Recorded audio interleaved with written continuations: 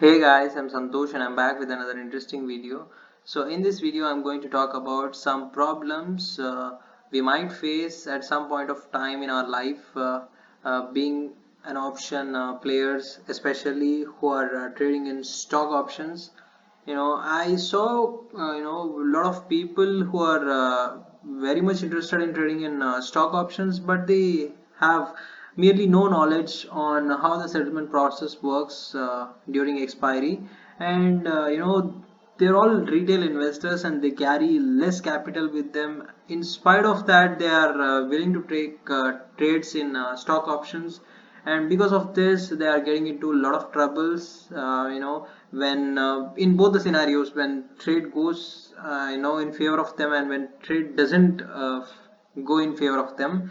I'll explain both the situations. So to help you understand better, I'll take one example. For this I have already opened option chain from NSE, and I have selected Ultratech Cement. And we all know stock options expire monthly once. That is usually last Thursday of every month. So it is 24th February for February series. And currently the Ultratech Cement price is 7,079, but for simplicity I'll take 7,100.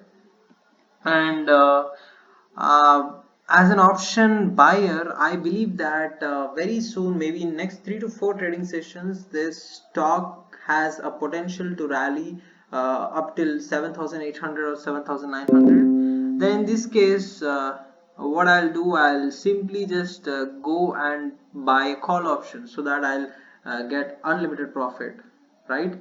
So let me just select one strike price. I'm selecting 7,000 strike price, and the option premium of this strike price is 195. Let me put it here.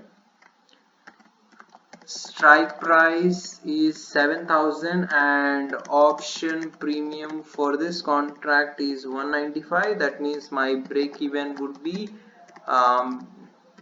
7,195, which means only when the stock, the underlying share price goes beyond 7,195 rupees, only then I'm going to make some profit. Correct? Now, and this should happen before expiry, because this contract is expires on 24th February. So before 24th February, if the underlying share price goes beyond 7,195 rupees, so the that extra price would be my profit. Correct? Now let's say in the next 3 to 4 trading sessions, the share rallied to 7,800. Let's consider this. Now what is the difference? 7,800 minus 7,195, which is I think 605 rupees, right? And this is per single share, and I guess one lot of Ultratech Cement consists um, of 100 quantity, which means 605 into 100. That means I would make, correct? Now in this case I'm going to make a profit of 60,500 rupees, right? But you soon realize that after the stock rallied to 7,800, after looking at the profit in your trading terminal, you thought to square off your position to realize that this profit, which means to book this profit, you thought to square off the position. Now you went to trading terminal and kept a sell order, and surprisingly your order is not getting executed, although you have placed at the current uh, premium, whichever at whichever premium it is trading. You have placed a sell order, but still that order is not getting executed. And you know what, when you go and check the market depth for that option contract, you will notice that the demand will be there in some cases, and in some cases there will be no demand, which means there is no buyer at all. Even if you want to sell this option contract, but there is no buyer available to buy your option contract. And even if there is a buyer, they'll ask for much cheaper price. That's their choice. It's their wish. They want to buy the option contract at a much cheaper price. But if they do that, then you cannot get 60,500 rupees as a profit. You might get 50,000 or 55,000, but you don't want to lose that extra amount. So what you have decided, you thought to stay for some more time to see if some buyer comes to buy at the same price, right? So you keep on waiting. Now what happens, you are approaching the expiry date, and because option contract, especially in this case, this option contract is in the money, and I and it is, as it is way too much in the money, so it is considered to be deep in the money, which means you have to take the delivery because you are an option buyer, which means you are buying the shares. You accepted to buy the shares. That means you have to take the delivery on expiry date. Now if you have to take the delivery of this option contract on expiry day, that means you have to pay. Let me write in another slide. To take delivery, then how much you have to pay? The strike price is 7,000, and to take 100 quantity delivery you need 7 lakh rupees, isn't it? Now you should have 7 lakh rupees of free cash in your trading account to take the delivery of Ultratech cement on expiry date. But do you have that much amount of free cash in your trading terminal? I don't think most of the retail traders have this much of free cash.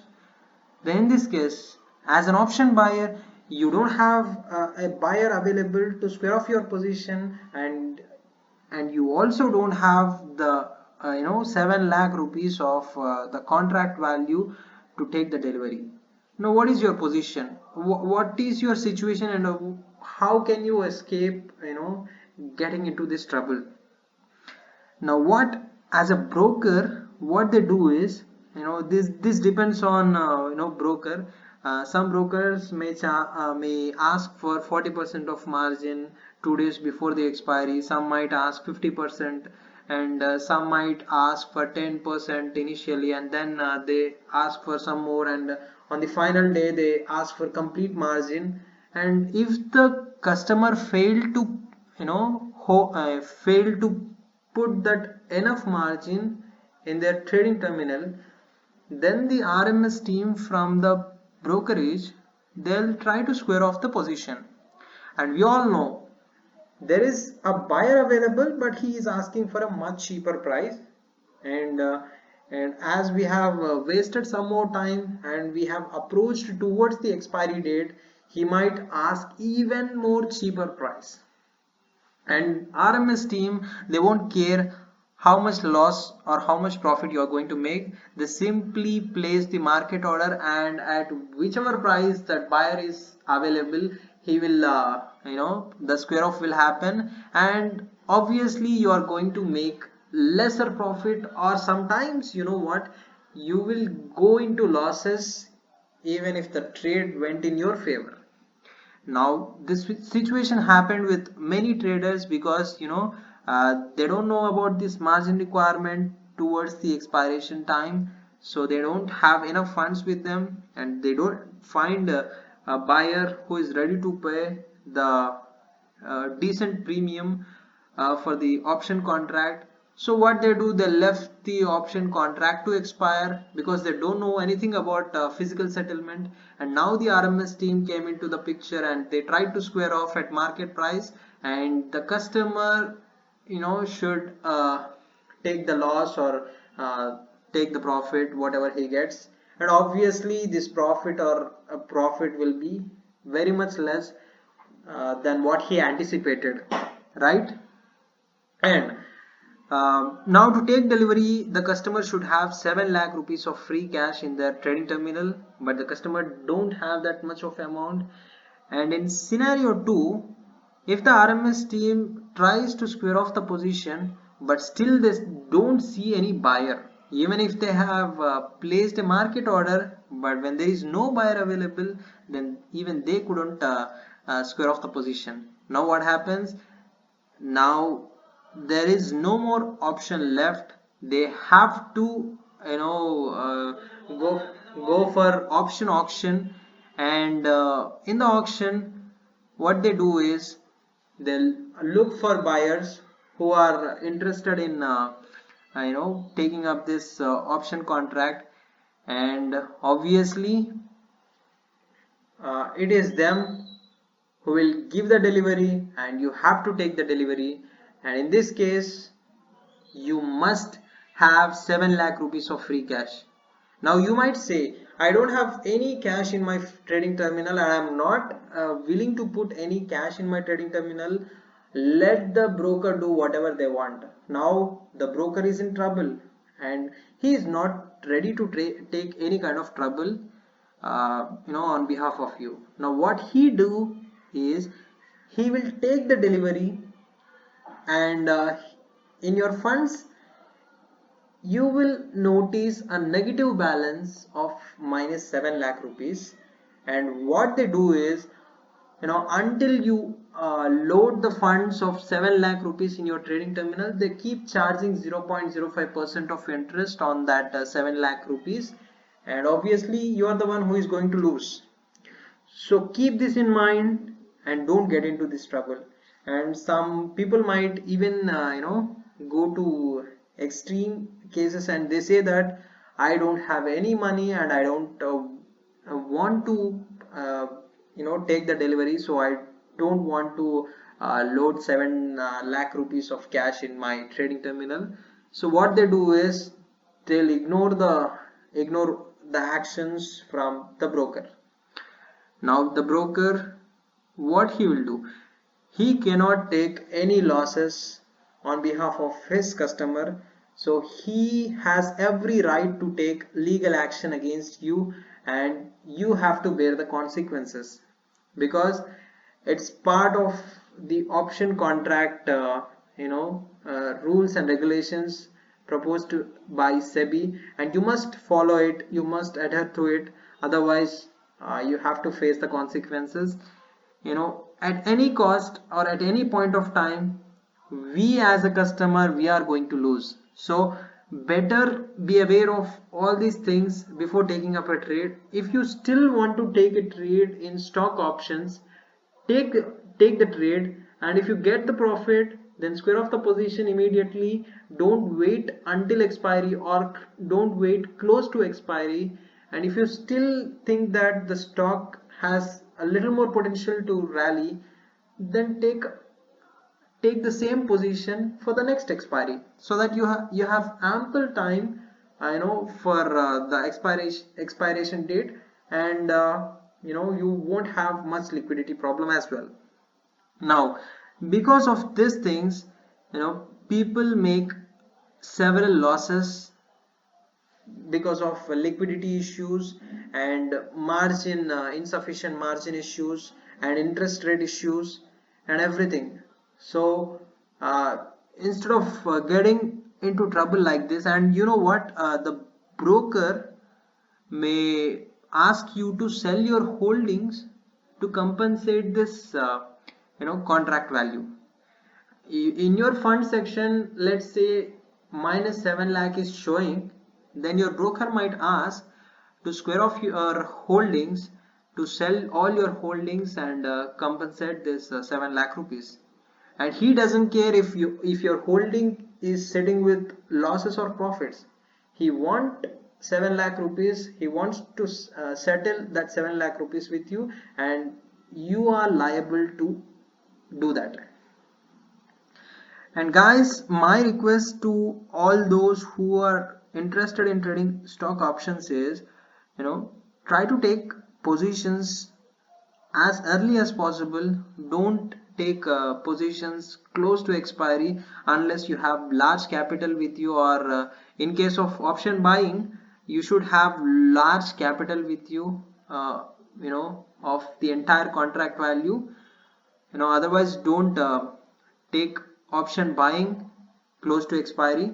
And even in option selling also, you should be in a position to give the delivery of the 100 quantity of Ultratech cement shares in this case.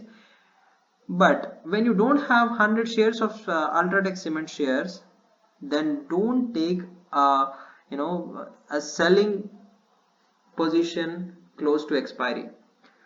Take any kind of position you know far from expiry date, and try to close the position as soon as possible whenever you see some profit, or if you still think that this trade will go in favor of you, then try to square off the position, current month expiry position, and take a fresh trade for the next month expiry, so that you will have ample time and you won't get into this physical delivery settlement trouble. Now, because of this, many retail investors lost several thousands lakhs of rupees. You know, uh, they might have started their journey investing into stock market, and they could have invested in different stocks, and some stocks might be in losses, some might be in profit, some might be at the same place. You know, in whatever case it might be, for some profits you thought it will give you some profit, so you entered this trade. But remember, because of this, you might end up selling all your holdings to compensate the loss that you are making. So please take care of this kind of situation. Don't wait until expiry, or don't wait close to expiry. If your option is expiring OTM, which means out of the money, then you don't have to worry. It will expire worthless, and you are not supposed to take physical delivery or give physical delivery, so you will be out of trouble. But remember, let's say your option contract is not OTM, is OTM. Just before the day of expiry it is OTM, but on the expiry day, surprisingly, due to a big movement in the underlying, your option contract came to ITM, which means in the money. Now you are actually into trouble. To your surprise, all these days you might be thinking that your option contract is OTM, so you thought to expire it worthlessly, but to your surprise it came to ITM on expiry day. Now you either should give the delivery or take the delivery. In both the cases you have to have a big capital, or that much amount of shares with you, when you have to give the delivery. So please take care of these things. Option buying and option selling is actually good, depending on the situation. But remember, when you are buying or selling, especially in stock options, do it very far from expiry, and get out of the trade as early as possible. This way you can maybe you will take less profits, but you will not end up making big losses. If you still think the stock has great potential to work in your favor, then as I told, you can take the next month, or the following month contract to get that benefit. Yeah, I hope you all understand what I meant. Don't get into this physical delivery settlement thing, because most of you might be retail investors, so I believe you are having less capital with you. So please take care of these things, and because of these things you might end up paying big transaction costs, and other expenses and unnecessarily interest rate charges, penalties. And when your option contract goes into auction market, then you never know how much loss you are going to make. So please take care of all these things before trading in options. If you want to trade, you can trade, but try to get out of it as early as possible. That's what I suggest. And if you don't want any of this trouble, then it's better to trade in index options, because that way you don't need to take or give delivery. It's cash to cash settlement, so you will either get the difference amount, or you will lose the premium paid. That way you will be on a safer side. So uh, you know consider the risk and take a position in stock options. I hope you like this video, and yes, that's about it. If you have any questions regarding physical settlement or physical delivery related queries, you can feel free to comment in the comment section. Thank you.